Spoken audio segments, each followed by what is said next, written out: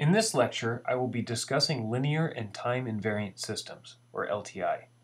LTI is a title given to a class of systems that respond in a certain way when subjected to an arbitrary input. All LTI systems have the following defining properties.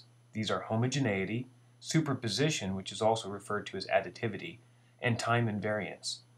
You might not be too familiar with any or all of these words, but don't let that discourage you, because the concept of LTI is actually very simple. I'll provide a mathematical description of each and show an example on how we use the property. We'll start with the two criteria that describe linearity, homogeneity, and superposition. Let's say you have an LTI system, represented here in block diagram form, and you subject it to an arbitrary input x of t, and it produces output y of t. Homogeneity states that if you scale the input by factor a, then the output would be scaled by the same factor. For example, if you doubled the input, then the output would also double. Here, graphically, we can see that for this system, if we subjected it to a step input of 1, the output happens to be a sinusoid with amplitude 1. And likewise, if we subjected it to a step input of 2, the output would also double to amplitude 2. Now let's say that the input x1 produces output y1, and input x2 produces output y2. Then superposition, or additivity, states that if you add the two inputs together, x1 plus x2, then the output would also be the superposition of the two separate outputs, y1 plus y2. Sometimes homogeneity and superposition are combined to state that if the input is scaled and summed, then the output will also be scaled and summed by the same amount. If this system meets these two criteria, this is called a linear system. Time invariance refers to the system behaving the same regardless of when in time an action takes place. For example, if you send a slinky down the stairs, the toy will behave the same regardless of whether it's 5 o'clock or 6 o'clock. This can be written mathematically by saying that an input of x of t minus a produces an output of y of t minus a. Or in other words, two similar inputs translated in time will produce the same output also translated in time. Sometimes time invariance is referred to by a more generic term called translation invariance, which also covers translation in space as well.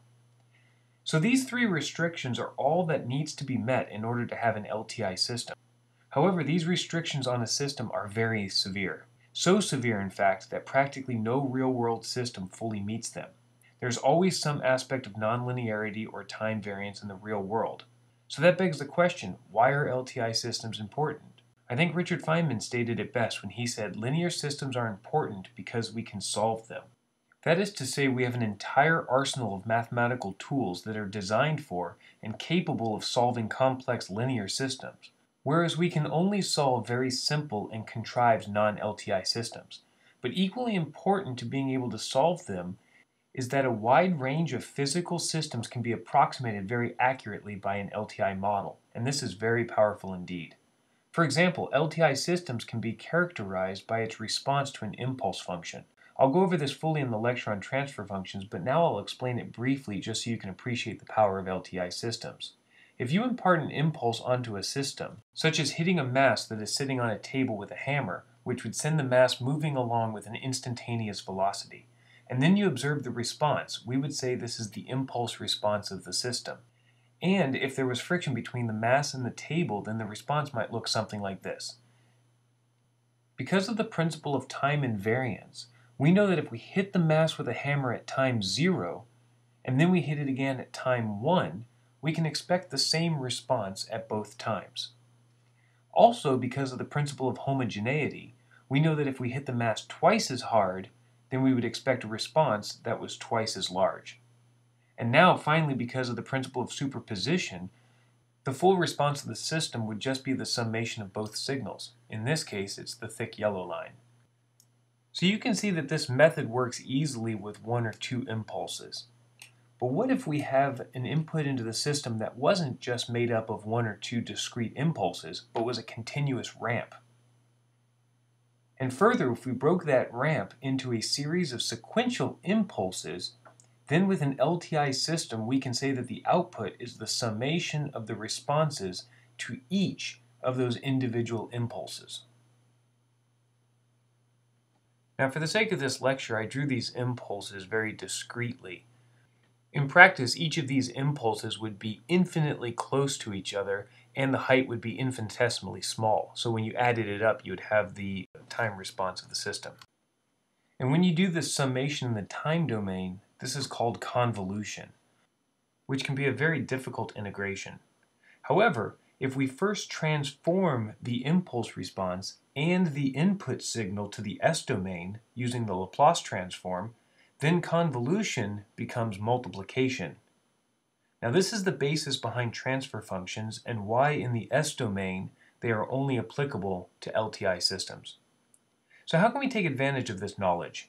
As a controls engineer, you'll be responsible for designing the controller. That's probably obvious. But what you might also be responsible for is creating the requirements to which a different group will build the sensors and actuators in the plant. Or you might be responsible for choosing commercially made control system elements. Or even, if you're lucky, actually get to design and build your own sensors and actuators.